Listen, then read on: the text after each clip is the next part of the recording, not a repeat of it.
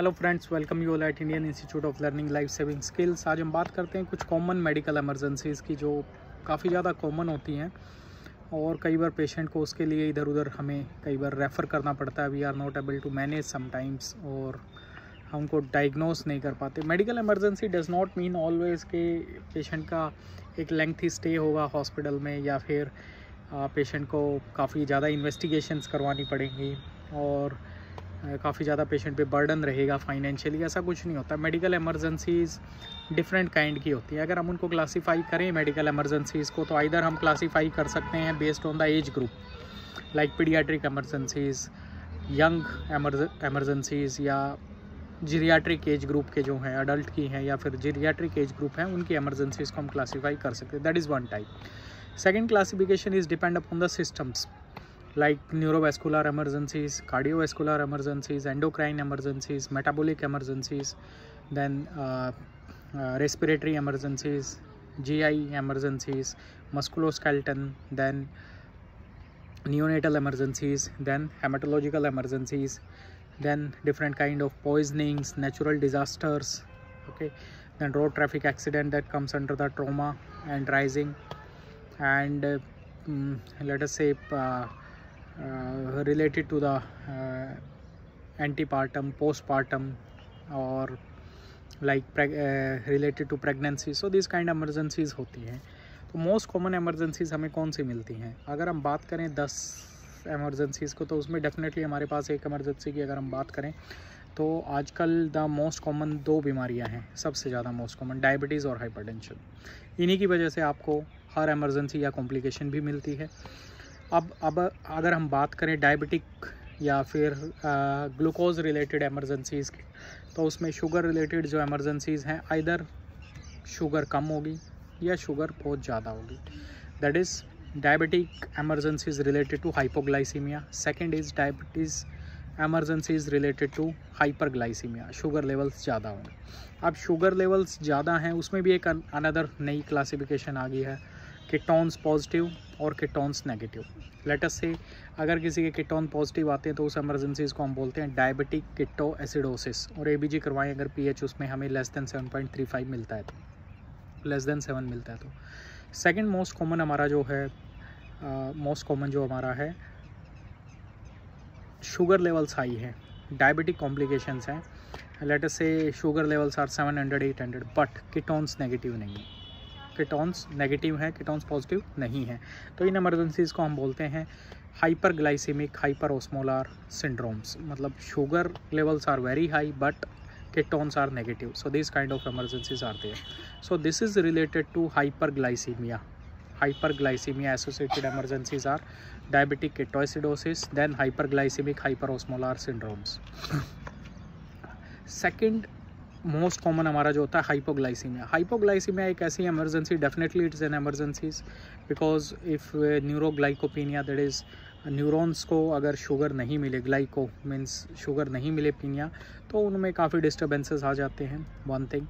Second thing most important क्या है, इसको मैनेज करना बड़ा इजी है। फर्स्ट आपको डायग्नोस करना पड़ेगा। तो कोई भी पेशेंट आपके पास अनकॉन्शियस स्टेट में आता है तो डेफिनेटली आपको इमीडिएटली उसका शुगर करना ही है। शुगर क्यों करना है? क्योंकि शुगर हम एक तो इमीडिएटली चेक कर सकते हैं।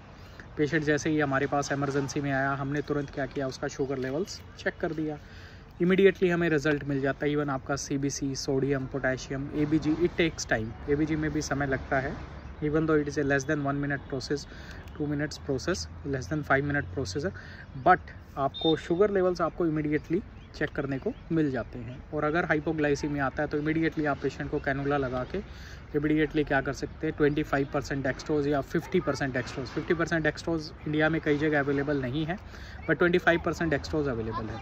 अगर आपके पास 25% डेक्सट्रोज भी नहीं है तो आप 5% या 10% डेक्सट्रोज एटलीस्ट दे सकते हैं बेस्ड ऑन अवेलेबिलिटी। और पेशेंट अगर ओरली ले रहा है तो यूजुअली तो पेशेंट अनकॉन्शियस होते हैं। सीवियर हाइपोग्लाइसीमिया होगा, माइल्ड में तो नहीं रहेंगे, तो आपको ओरली भी आप पेशेंट को शुगर कंटेनिंग प्रोडक्ट्स दे सकते हैं। So that is related to hypoglycaemia. Now comes to the hyperglycaemia.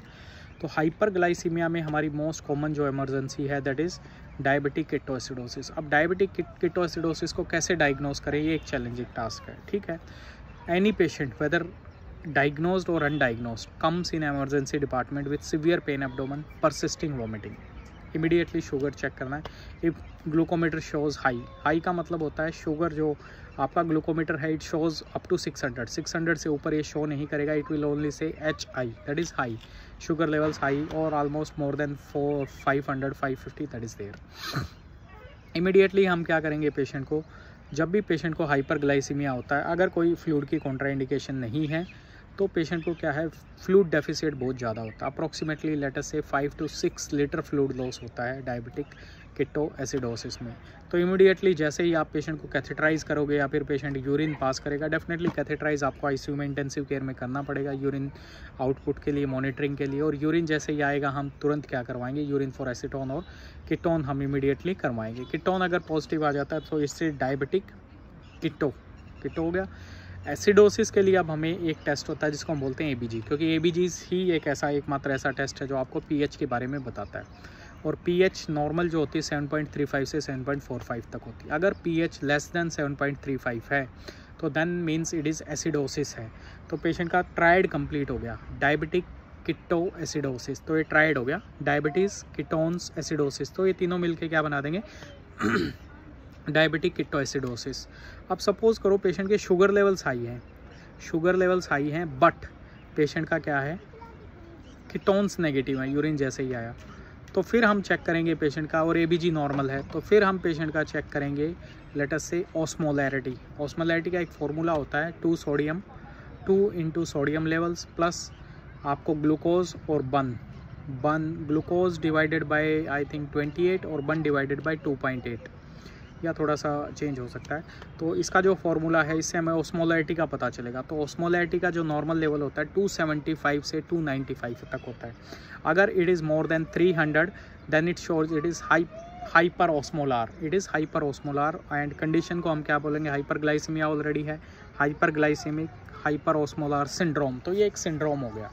इसमें कीटोन नेगेटिव मिलेंगे, ABG आपको नॉर्मल मिलेगी, एनाइन गैप नहीं मिलेगा, और बाइकार्बोनेट भी आपको नॉर्मल मिलेंगे. तो इससे हमें पता लग सकता है. तो कई बार क्या होता है, हमारे दिमाग में आता है शुगर लेवल्स हाई मतलब DKA. No, that is not. Sugar levels मतलब high, it's never DKA. It could be normal, it could be DKA, it could be HHS, that is hyperglycaemic hyper osmolar syndrome.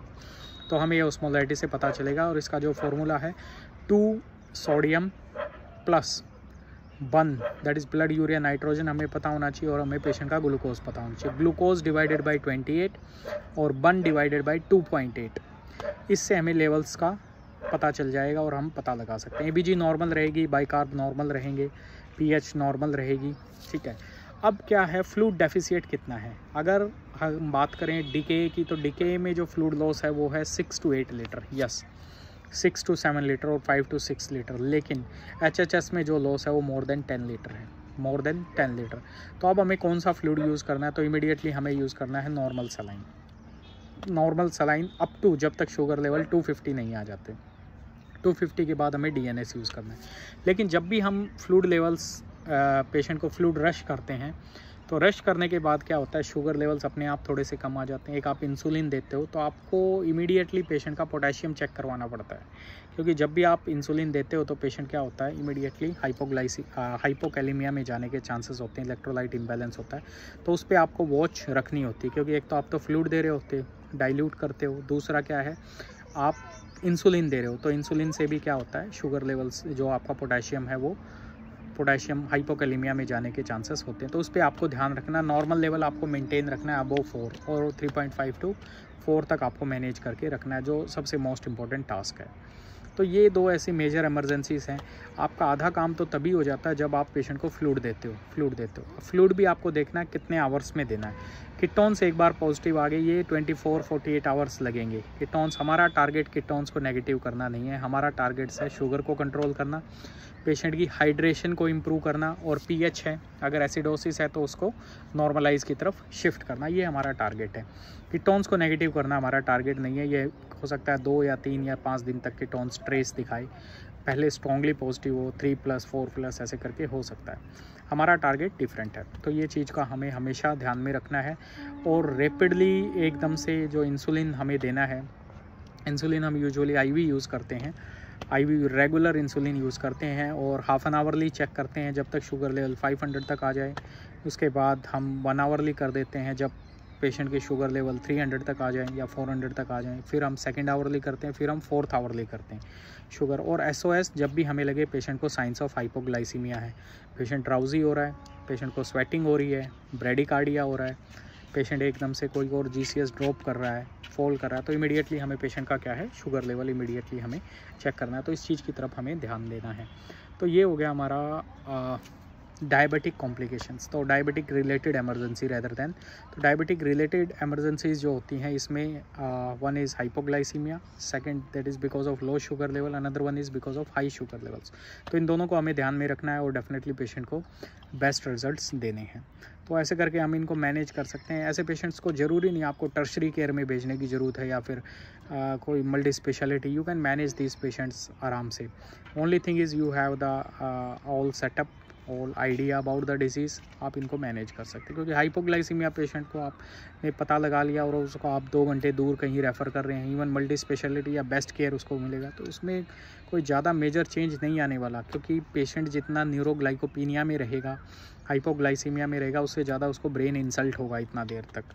तो nearest appropriate centre जहाँ पे उसको manage किया जा सके, this kind of emergencies can be tackled. Not all emergency require tertiary care hospitals, not all emergencies, even though they are emergencies, but they are can be immediately managed at timely if they are diagnosed. So thank you very much. Keep connected with Indian Institute of Learning Life Saving Skills. हम daily आपके साथ एक ऐसी emergency का share करेंगे with management के साथ, कैसे उसको डायग्नोज कर सकते हैं और कैसे उसको मैनेज कर सकते हैं, even if you have a small setup and you are at a rural or some away from the city. Thank you very much. Keep connected.